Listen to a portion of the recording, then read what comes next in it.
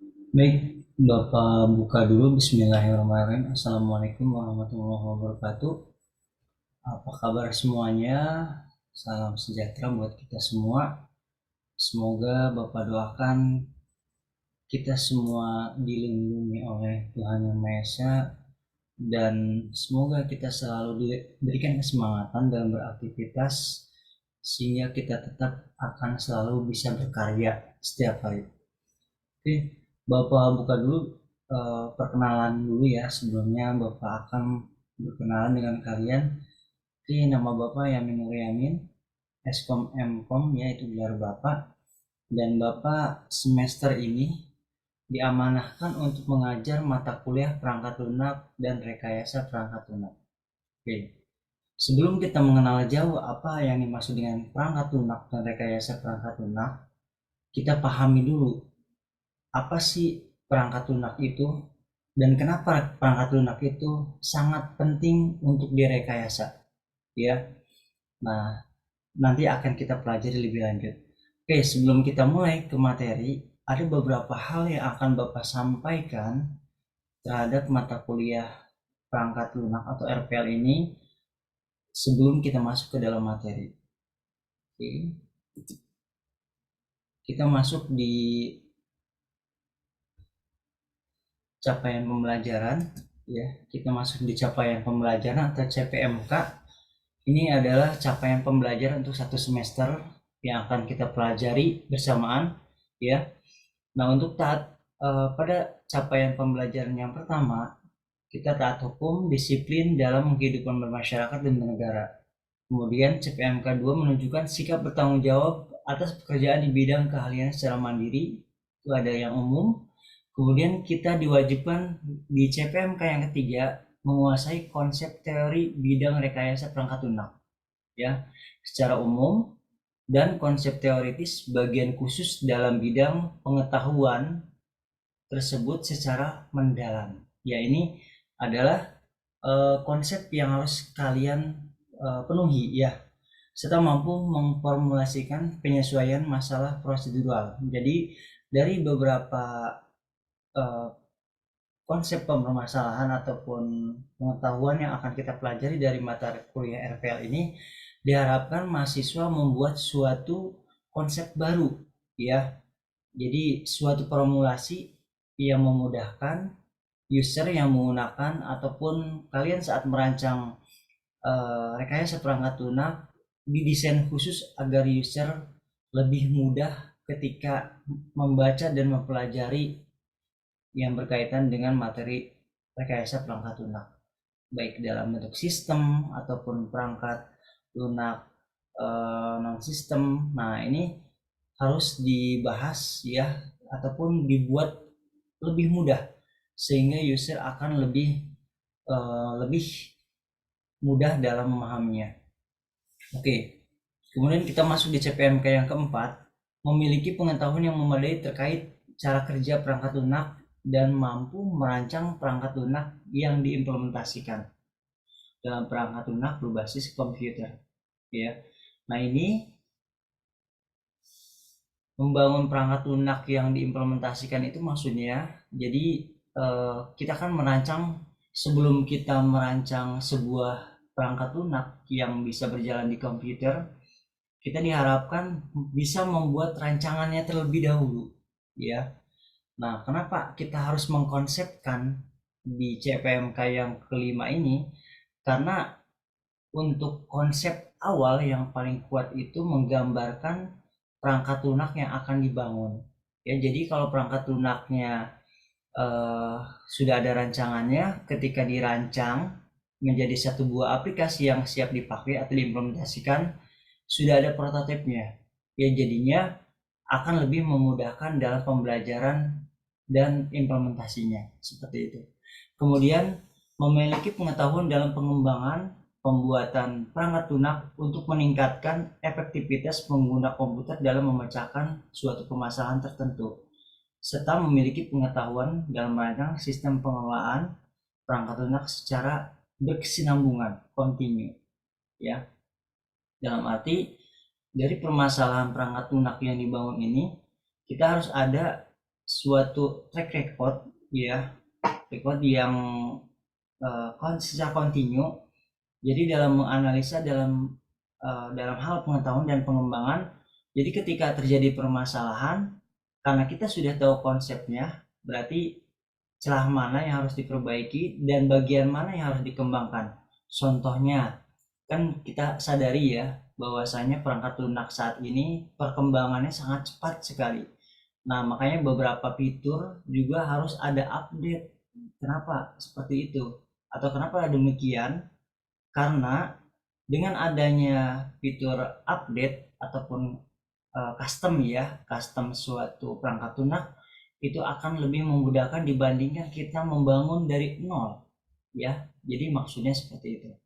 Kemudian mampu membangun infrastruktur perangkat lunak dengan menganalisa terhadap 4 kebutuhan user, mulai dari analisis sistem kebutuhan PL, perancangan model, metodologi pembangunan FPL, dan pengujian dan serta implementasi dan pengoperasian. Nah, ini bentuk CPL yang ke-7. Kemudian CPL yang ke-8 mampu merancang dan mengembangkan algoritma untuk berbagai keperluan dalam perancangan. Nah, kenapa kita lihat kan ada beberapa hierarki ya dalam perancangan sistem, ada programmer dan sistem analis. Nah, untuk yang bagian sistem analis ini ada 2 kemampuan. Di samping dia bisa atau jago coding, jadi memahami alur logika program, dia juga harus bisa jadi sistem analis. Jadi merancang sebuah sistem dan membangun suatu sistem. Nah, itu bedanya. Makanya kalian kalau mau gajinya besar harus bisa jadi sistem analis karena tahapannya lebih tinggi dibandingkan programmer. Kemudian mampu menerapkan pemikiran logis, kritis, sistematis, dan inovatif. Nah, ini yang dibutuhkan untuk beberapa sistem ya ataupun pembangun sistem. Nah, ini inovatif ini maksudnya kita bisa merancang suatu hal yang baru dan bisa digunakan secara cepat ya. Kemudian dalam konteks pengembangan atau implementasi dalam perancangan PL dan menerapkan nilai humaniora yang sesuai dengan bidang keahliannya.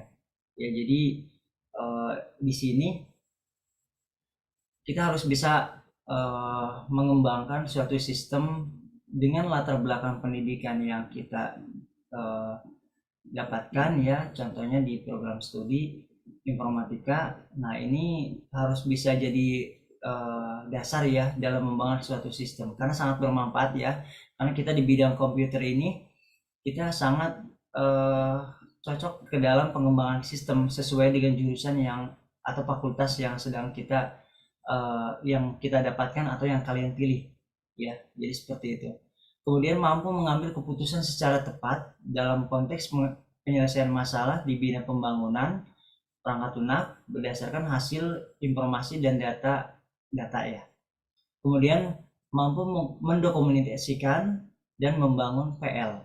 Nah, ini maksud mendokumentasikan itu maksudnya dibangun dalam cetak biru ya atau blueprint ya, ataupun requirement-nya bisa dibuat kebutuhan apa saja sih yang dibutuhkan oleh user ataupun perusahaan ataupun yang membutuhkan, dan bagaimana membangun perangkat lunak yang akan dibuat. Seperti itu, mulai dari tahapan awal analisis, perancangan sampai dengan implementasi.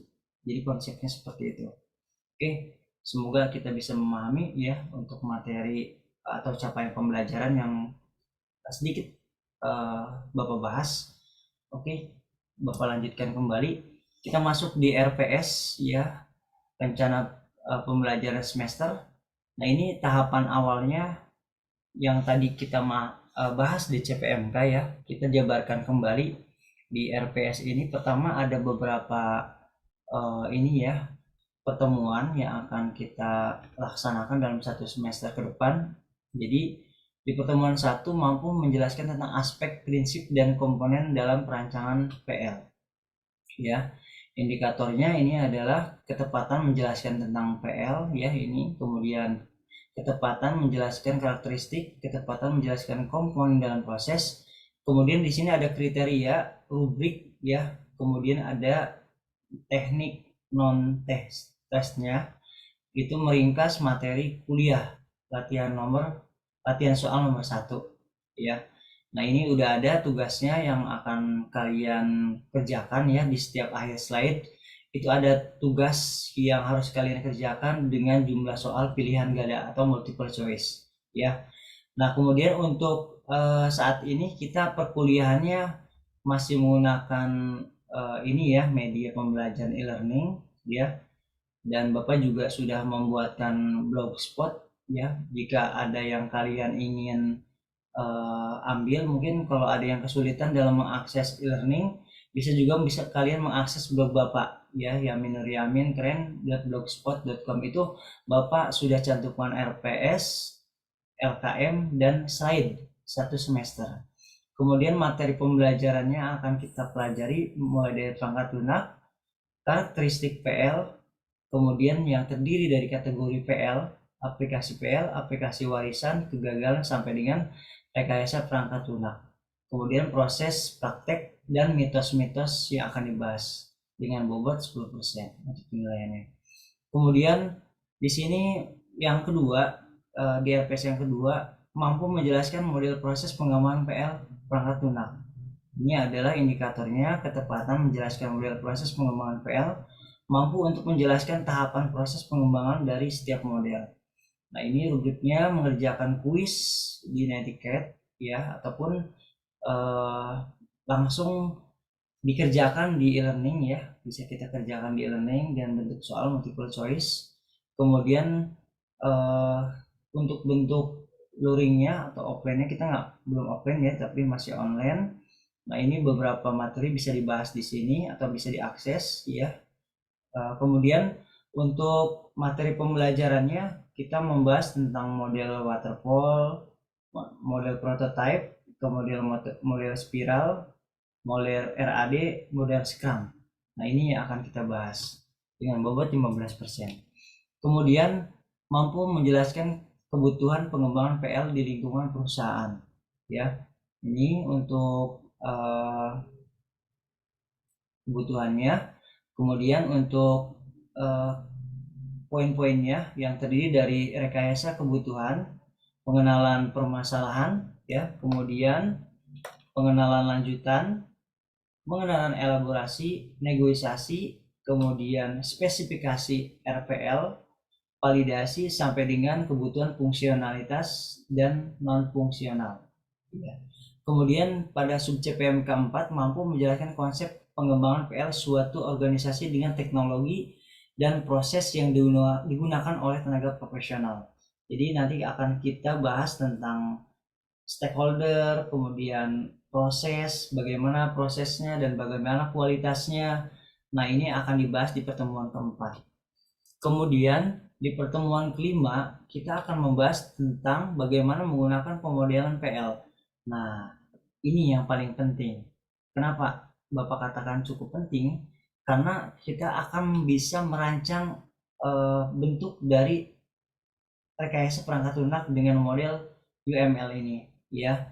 Nah, ini adalah materi yang cukup penting. Jadi dasarnya ini sebenarnya dari PSBO yang pernah, mungkin ada yang sudah pernah mempelajari ya, rancangan sistem berbasis objek. Ini adalah RPL ini merupakan lanjutan dari situ. Jadi sebenarnya hampir mirip, cuman bedanya kalau untuk RPL ini lebih spesifiknya ke sistem yang lebih besar dan lebih lengkap dan kompleks ya. Kemudian ini kita membahas UML, kemudian kita implementasi use case diagram, activity diagram, sampai dengan sequence diagram. Kemudian pada sub CPM ke-6, bagian ke-6, mampu menjelaskan tentang bagaimana menggunakan pemodelan ya, dengan pemodelan konsep sistem UML di bagian kedua. Ini adalah lanjutan dari pertemuan kelima ya. Kelas diagram, membuat kelas diagram, komponen diagram, sampai dengan deployment diagram. Kemudian di pertemuan ke-7 kita review ya menjelang UTS. Kemudian pertemuan ke-8 kita UTS ya. Dan pertemuan ke-9 mampu menjelaskan tentang perancangan PL berbasis objek. Nah, ini kalau yang sebelumnya kita merancang sebuah UML dengan beberapa contoh kasus, nah kita sekarang mengidentifikasi kelas objek ya. Jadi kayak semacam OOP ya, lebihnya kita membahas tentang analisis tentang OOP, Object Oriented Programming ya. Jadi berkaitan dengan perancangan PL berbasis objek. Jadi kita akan mempelajari objek, kemudian identifikasi kelas objek, istilah dalam object oriented, hubungan antara objek dan kelas ya. Kemudian kita akan membahas enkapsulasi, pewarisan polimorfis, pendekatan pemrograman struktur sampai dengan pendekatan pemrograman terstruktur ya. Nah, ini bentuk dari beberapa tentang mengenai sub CPMK yang ke-9 berbasis objek. Jadi kita akan mempelajari tentang bagaimana cara mengkonsepkan sebuah rekayasa perangkat lunak dan mengidentifikasi kebutuhan dari perangkat lunak berbasis objek. Kemudian sub CPMK yang ke-10 mampu menjelaskan metodologi desain arsitektur PL dan mengenal tahapan dalam perancangan PL. Dengan kebutuhannya, desain arsitektur mulai dari pendahuluan, arsitektur PL, tampilan arsitektur, gaya arsitektur, pola arsitektur, sampai dengan arsitektur aplikasi. Apa saja yang akan dibahas di kebutuhannya. Kemudian di sub CPMK yang ke-11, kita diharapkan mampu menjelaskan tentang perancangan aplikasi web ya. Nah, objek, kemudian website. Kemudian di sini yang akan kita bahas pendahuluan sifat aplikasi web ya. Jadi kita kita menganalisa sebuah website ya. Kemudian kita pelajari dengan konsep RPL yang tadi kita pelajari, mulai dari use case-nya bagaimana, kemudian tadi kan di pertemuan 9 kita membahas OOP-nya bagaimana, sistem oriented programming-nya, konsep webnya. Sekarang kita masuk di implementasi, kita menganalisa sebuah aplikasi yang sudah ada kemudian dipelajari.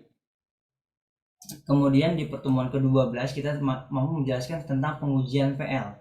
Nah, pengujian ini dibagi ke dalam beberapa bagian. Pertama, kita pahami dulu dasar-dasar pengujiannya. Kemudian bagaimana testability-nya atau pengetesannya secara stabil. Kemudian kita pelajari karakteristik dari pengujian tersebut. Kemudian kita pelajari ada pengujian white box testing dan black box testing. Ini tujuan dari black box testing. White box testing di mana pengujian jalur dasar yang terdiri dari pengujian jalur dasar, jalur program independen, kompleksitas atau siklomatis yang menghasilkan tes atau yang menghasilkan test case dari suatu kasus, pengujian struktur kontrol ya. Nah, ini bentuk dari kebutuhan tentang mampu menjelaskan tentang pengujian PL. Kemudian di sini ada black box testing yang terdiri dari metode pengujian berbasis grafik ya, atau not ya, berdasarkan not nanti akan kita pelajari di pertemuan ke-11.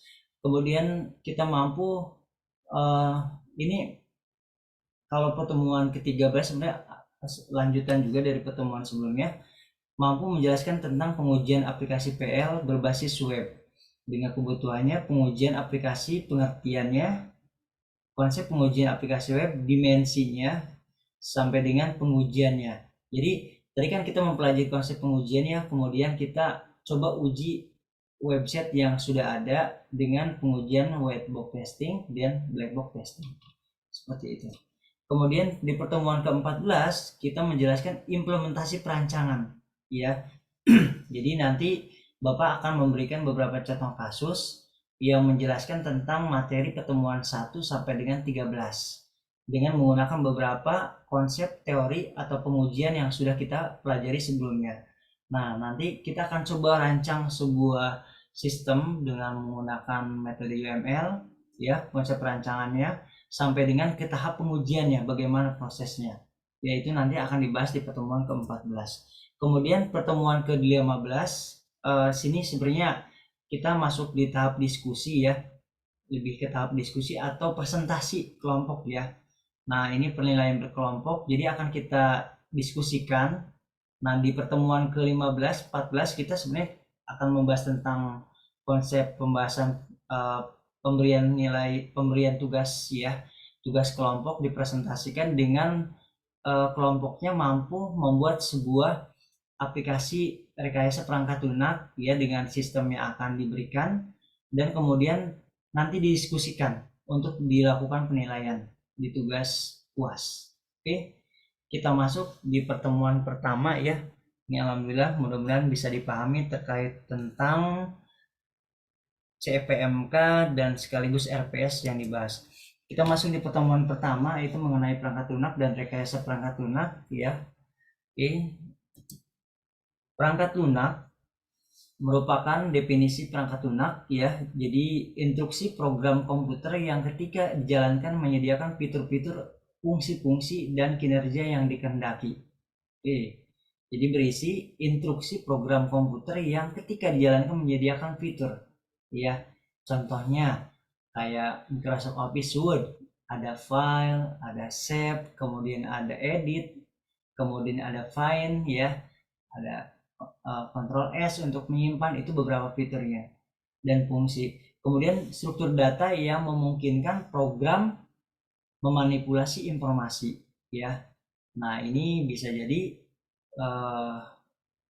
sama dengan bisa beberapa aplikasi yang sederhana yang bisa mengolah beberapa program atau informasi sehingga mudah digunakan ya. Kemudian informasi deskriptif atau deskripsi pada salinan tercetak dan bentuk maya yang menggambarkan pengoperasian dan penggunaan program ya. Ini kayak manual book ya atau blueprint, ini salah satunya. Kemudian rekayasa perangkat lunak atau RPL adalah disiplin teknik yang berkaitan dengan semua aspek produksi PL dari tahap awal spesifikasi kemudian sampai dengan sistem sampai pemeliharaan. Nah, disiplin berarti ada aturan khusus ya yang harus kalian pahami baik-baik bagaimana aturan-aturan tersebut menyesuaikan dengan tahapan-tahapan yang memang harus dipakai ketika merancang perangkat lunak sehingga hasilnya akan baik dan terarah dan terencana. Kemudian aspek produksi RPL berkaitan dengan proses teknis dari pengembangan PL, manajemen proyek ya, dan pengembangan alat-alat, metode dan teori yang dapat mendukung produksi PL. Ya, ini kan kita juga melihat bahwasanya PL ini banyak yang membuat ya dari beberapa industri ataupun kayak Microsoft ya, kita lihat menghasilkan beberapa produksi ya perancangan perangkat lunak dan sangat berkaitan dengan proses teknis dan pengembangan. Nah, ini salah satunya. Kemudian RPL merupakan aplikasi dari suatu pendekatan yang sematik ya. Jadi berkesinambungan ya, saling berkaitan dan terikat, disiplin dan dapat diukur pada pengembangan operasi dan perawatan. Jadi sebuah aplikasi yang dibangun bisa di maintenance ya, jangan sampai selalu dibuat baru, angka baiknya dari aplikasi yang sudah ada diperbaharui ya. Jadi mulai dari waktu dan biaya pun tidak terlalu banyak. Kemudian PL dalam segala bentuk aplikasi harus direkayasa dengan alasan ya. Kenapa harus direkayasa? Karena mengingat pentingnya PL yang akan diimplementasikan. Dengan kita merekayasa, kita dapat melihat segi kekurangan, kelebihan dari aplikasi yang dibuat. PL telah menyatu secara maya dengan setiap aspek dalam kehidupan. Oke, karena kita lihat di beberapa perusahaan sudah menggunakan perangkat lunak untuk membantu kinerjanya. Kemudian kebutuhan IT yang sudah banyak dituntut oleh individu, bisnis, pemerintah bertambah kompleks. Jadi semakin banyaknya kebutuhan, kita kalau mengolah data ribuan, kalau dengan menggunakan Excel akan cukup sulit ya. Nah, kalau kita tarik data sekaligus kita olah dalam satu program aplikasi, kan kita tahu sendiri ya kalau kita menggunakan Excel copy paste dulu, belum lagi datanya nanti berantakan. Nah, langkah baiknya kan langsung dari program tersebut diolah sehingga hasil atau laporannya pun bisa langsung dibuat. Kemudian individu atau bisnis dan pemerintahan mengandalkan PL untuk mengambil keputusan yang bersifat taktis dan strategis. Ya. Nah, ini yang harus bisa memberikan suatu solusi dari permasalahan yang ada. Kemudian nilai aplikasi terus bertambah, kemungkinan jumlah pengguna dan usia PL akan bertambah juga. Ya, oke. Makanya kayak kita update ke Windows 10, Windows 11 itu pasti ada pengaruhnya. Makanya diharapkan ada beberapa fitur update ya yang bisa digunakan secara cepat sehingga eh, aplikasi yang kita rancang tidak usang ya, karena ada beberapa hal tersebut. Ada update Windows ke Windows 10, Windows 11 itu dua komponen-komponennya Bapak yakin harus menyesuaikan juga. Kemudian karakteristik perangkat lunak, PL dikembangkan atau direkayasa bukan produksi dalam bentuk manufaktur atau pabrik ya. Jadi PL ini dikembangkan, direkayasa bukan diproduksi dalam bentuk manufaktur atau pabrik ya, karena bukan pakaian. Jadi dibuat berdasarkan kebutuhan ya. Dimana kenapa dikatakan berdasarkan kebutuhan? Karena kita lihat Microsoft sendiri ya, kalau kalian pelajari dan analisis itu dibuat itu karena update. Kayak kita lihat nih di PowerPoint contohnya ya, itu kan setiap fitur yang baru pasti template-nya baru-baru ya, semakin update semakin bagus template-nya, semakin menarik ya, animasinya juga semakin bertambah dari PowerPoint ya, bawaannya Microsoft itu untuk fitur update-nya. PL tidak mengalami kelelahan pasti karena dia tidak punya rasa, tapi dia digunakan dan kita bisa lihat kelemahan dari PL tersebut. Karena bukan makhluk hidup ya PL itu, tapi dia dijalankan atas dasar kebutuhan. Kemudian PL dibuat berdasarkan spesifikasi yang diminta oleh pengguna, dibuat dalam bentuk prototype ya. Nah, ini bentuknya. Kemudian berbentuk blue screen ya, baru dibuatkan programnya sesuai alur yang diminta. Jadi bikin prototipenya dulu baru dirancang aplikasi yang dibuatnya. Jangan sampai kita merancang dulu baru prototipenya dibuat. Alangkah baiknya dirancang dulu kebutuhannya, siapa saja yang akan menggunakan, baru kita rancang aplikasinya. Jadi tepat guna dan sasaran. Jadi contohnya seperti itu. Kemudian proses perangkat lunak, suatu proses merupakan sekumpulan aktivitas, aksi, dan tugas yang dijalankan ketika suatu produk kerja harus dibuat ya.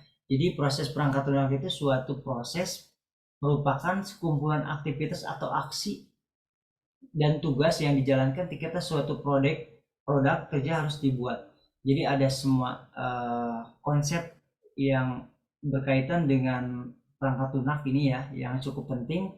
Kenapa produk kerja itu harus menyesuaikan dengan sistem kerja di perusahaan? Makanya dibutuhkan riset dulu. Kenapa kita harus merekayasa ya? Kenapa? Karena ada kaitannya dengan aktivitas, aksi, dan tugasnya. Jangan sampai kita membuat program untuk HRD contohnya, tapi HRD tidak membutuhkan. Jadi kita harus yang menyesuaikan dengan HRD ya, ataupun beberapa bagian atau divisi. Kita membuatkan sebuah aplikasi untuk divisi A, divisi B, divisi C. Jadi punya fitur masing-masing. Itu eh, mengingat betapa pentingnya kita harus ada penyesuaian ya. Jadi seperti itu. Sebuah proses PL adalah urutan kegiatan yang mengarah ke produksi software ya. Ini berkaitan dengan produk software karena menghasilkan suatu aplikasi ya, yang dibilang aplikasi itu kan software ya. Kemudian 4 kegiatan proses PL, spesifikasi PL ya. Jadi punya spesifikasi mulai dari dia bisa diterapkan di uh, aplikasi atau Windows berapa, kemudian spesifikasinya dia mempunyai fitur apa ya, atau spesifikasi ini bisa berkaitan dengan jalannya aplikasi yang dibuat ya, bisa kompatibel atau tidak. Jadi seperti itu. Kemudian di pengembangan PL juga berkaitan bagaimana cara pengembangannya. Kemudian di sini ada software validasi, itu untuk penilai bahwasanya layak atau tidaknya aplikasi atau PL itu yang udah dibuat, yang dibangun. Kemudian software evolusi, ini harus ada pengembangan dari software sebelumnya. Nah, ini bentuk dari proses perangkat lunak. Nah, kita masuk di kategori perangkat lunak. PL sistem operasi dalam sistem software adalah perangkat lunak yang digunakan untuk membantu menjalankan perangkat keras di sistem komputer. Contohnya OS Windows, XP, Windows 7, Windows 8, Windows 10, dan sekarang Windows 11. Ya, nah itu salah satunya.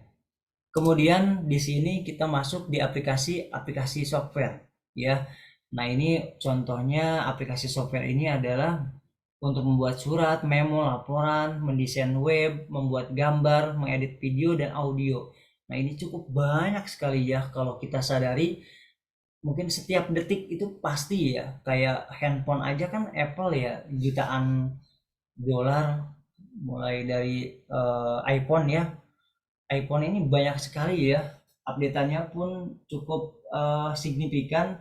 Kayak perangkat lunak juga sama ya, perangkat lunak juga sama, dibuat sesuai dengan kebutuhan dan percepatannya lebih cepat ya. Makanya bisnis di software house ini cukup terpacu dengan waktu sebenarnya ya kalau untuk software house ini, karena dia harus bisa membuat aplikasi untuk memenuhi kebutuhan yang ada saat ini. Jadi seperti itu.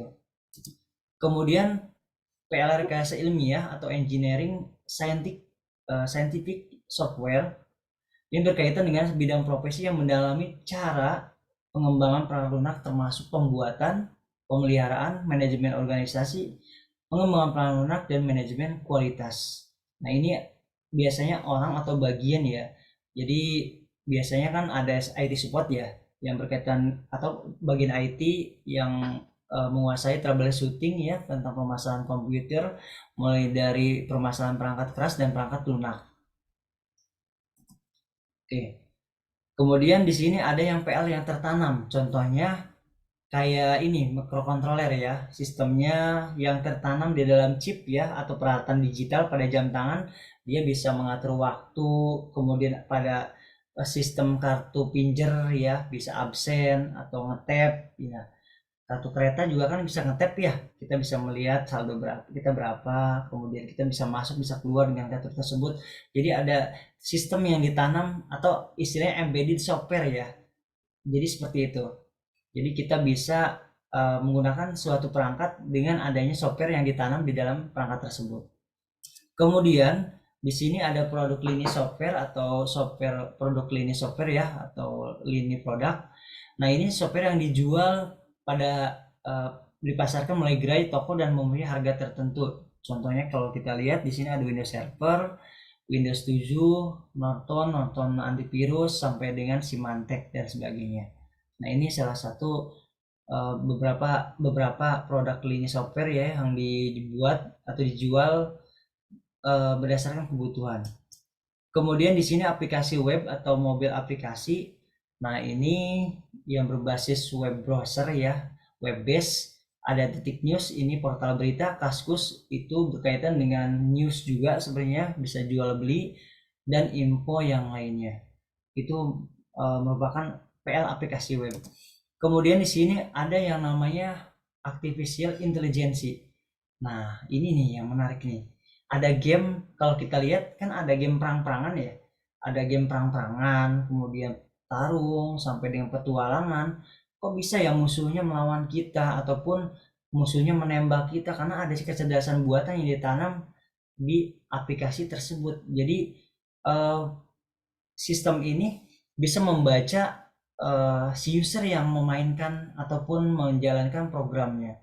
Nah ini dibutuhkan AI ya. Jadi artificial intelligence ini semacam kecerdasan buatan yang digunakan atau yang sengaja dibuat untuk membaca pemikiran-pemikiran atau ide ataupun kebutuhan dari si user pengguna. Nah itu bentuk kecerdasan buatan, itu bisa dikonsepkan dengan beberapa logika alur program sebenarnya seperti itu. Kemudian di sini ada salah satunya Netflix ya. Nah, jadi dia akan bisa membaca film apa yang disukai oleh setiap pengguna. Jadi ketika kita mencari contohnya film Korea, nah nanti dia akan menampilkan Korea terus ya. Kemudian Spotify, musik apa sih yang paling diminati Indonesia, atau mungkin yang lagi viral ya sekarang, mungkin banyak sekali. Nah ini dia akan menayangkan si penyanyi tersebut. ya, ataupun dia sukanya jazz, nah dia akan memberikan musik jazz. Nah itu bisa membaca apa sih yang diinginkan oleh user. Kemudian di sini ada standalone aplikasi berkaitan dengan software ataupun perangkat lunak yang berkaitan manipulasi foto, gambar dan sebagainya. Nah ini berkaitan dengan standalone aplikasi. Kemudian di sini ada interaktif base aplikasi. Nah ini ditanam di remote ataupun kalau istilahnya kan ada remote ini ya, remote mobil ya, bisa mengunci, bisa mematikan. Nah ini hampir sama dengan remote yang ada di TV sebenarnya. Bedanya beda remote-nya saja ya. Nah ini dikatakan interaktif trace based aplikasi. Jadi aplikasi yang bisa mengeksekusi dengan cara mengkontrol dari perangkat keras. Ya, ini bentuknya. Kemudian ada batch processing system. Ini biasanya berkaitan dengan transaksi ya. Nah, contohnya sistem penagihan telepon dan sistem pembayaran gaji. Ini salah satunya kayak software Rino HR ya. Bisa sebenarnya banyak, ini salah satu saja ya. Nah, bisa kalian lihat dan pelajari karena di sini kalau kita lihat cukup banyak fiturnya ya, bisa memenuhi kebutuhan dari HRD salah satunya untuk penggajian dan sebagainya. Makanya kan rata-rata si programmer di perusahaan itu membuat sendiri yang seperti ini. Cuman kalau kita nggak bisa membayar vendor dan yang lainnya. Jadi seperti itu. Kemudian di sini ada embedded control system ya. Kayak tadi sistem kontrol PL yang mengontrol dan mengolah peranan perangkat keras dan sistem tertanam pada jenis sistem lain. Contohnya pengereman anti lock mobil ya. Nah ini pengereman anti lock mobil ini bisa secara otomatis ya. Kemudian software dalam Open Micromap untuk mengontrol proses memasak. Nah ini embedded control system yang bisa mengontrol waktu kita akan membuat kue dengan di waktu berapa, 30 menit atau 20 menit. Nah ini bisa dikontrol di awal. Kemudian entertain system berkaitan home theater ya, atau teater ya. Nah ini berkaitan dengan hiburan. Kemudian sistem modeling simulasi bisa berkaitan dengan modeling pesawat terbang. Jadi kita dibawa kayak semacam mungkin kita pernah bermain roller coaster digital ya, mungkin istilahnya. Jadi kita seakan-akan kita nggak mengendarai, tapi kita dibawa ke suasana tersebut. Nah itu bentuk sistem modeling dan simulasi ini ya. Jadi konsepnya seperti itu. Oke, ini ada kegagalan perangkat lunak ya. Kita masuk di kegagalan perangkat lunak. Tadi kita sudah membahas banyak sekali tentang perangkat lunak dan kita masuk di kegagalan perangkat lunak. Oke, di sini kenapa bisa gagal? Karena adanya meningkatnya tuntutan ya. RPL membangun sistem yang lebih besar, sistem yang lebih kompleks menyebabkan tuntutan juga berubah ya. Jadi dipacu ya, mungkin dari programmernya kalau kita lihat gak bisa secara cepat memenuhi kebutuhan dari user, bisa jadi gagal aplikasinya atau dianggapnya gagal karena tidak bisa memenuhi kebutuhan konsumen. Kemudian harapannya rendah, menulis program komputer tanpa menggunakan metode dan teknik RPL. Harusnya harapannya adalah menggunakan suatu konsep yang baik dengan menggunakan konsep RPL tapi tidak digunakan, sehingga terjadi kegagalan. Kenapa? Karena tidak bisa memprediksi kebutuhan dari si user. Nah makanya dibutuhkan kira-kira ini aplikasi ini bisa bertahan berapa lama ya. Nah makanya harus ada prediksi, sistem prediksi. Alangkah baiknya sih menurut Bapak ya, tadi yang Bapak jelaskan, alangkah baiknya kita harus ada custom ya. Jadi kalau ada apa-apa kita tinggal custom, tidak merubah semuanya. Jadi ada beberapa fitur yang di custom. Kemudian di sini ada stakeholder dalam RPL ataupun orang-orang yang terlibat dalam RPL, diantaranya ada user, orang yang menggunakan PL, user pertama. Kemudian ada customer client, ada orang yang membeli atau memesan PL ya. Nah ini customer sama user hampir sama. Kalau user itu pengguna langsung, kalau customer itu bisa juga pengguna langsung atau bisa juga orang yang membeli ya. Nah biasanya customernya dikatakan dia sering membeli aplikasi. Kalau user pengguna biasanya dibeli untuk user. Kemudian software developer adalah orang yang mengembangkan dan melihat PL. Nah, ini programmer, sistem analis. Kemudian ada development manager adalah orang yang menjalankan organisasi pengembangan PL, ya. Biasanya membawahi si programmer dan sistem analis. Nah, ini harus punya dua konsep, ya, sistem analis dan programmer. Jadi bisa jadi sebagai development manager atau bagian IT, ya, manager IT, ya.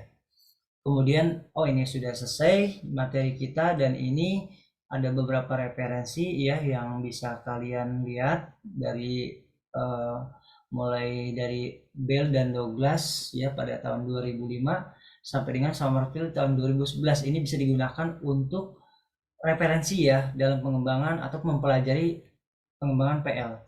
Oke, ini ada materi latihan bisa kalian kerjakan ya.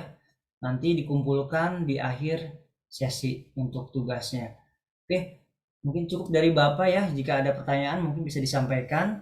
Jadi pada intinya kesimpulan yang Bapak bisa sampaikan untuk pertemuan satu ini, pentingnya kita merancang sebuah aplikasi itu dengan menggunakan rekayasa perangkat lunak. Kenapa kita harus merekayasa perangkat lunak? Karena dengan rekayasa perangkat lunak, kita bisa memenuhi atau bisa memprediksi kebutuhan yang akan datang. Ya, sekarang akan datang untuk proses selanjutnya. Sehingga dengan adanya rekayasa perangkat lunak, kegagalan sistem tidak akan langsung terjadi, ya. Tapi akan ada beberapa proses tahap demi tahap untuk perbaikan dari segala kekurangan yang ada. Oke, cukup hatur nuhun dan terima kasih atas waktu yang alhamdulillah nih ya sudah bisa Bapak berikan di pertemuan satu ini. Semoga apa yang Bapak bisa jelaskan bisa memperdalam atau menambah wawasan kalian ya. Oke, cukup. Terima kasih. Selamat malam. Assalamualaikum warahmatullahi wabarakatuh.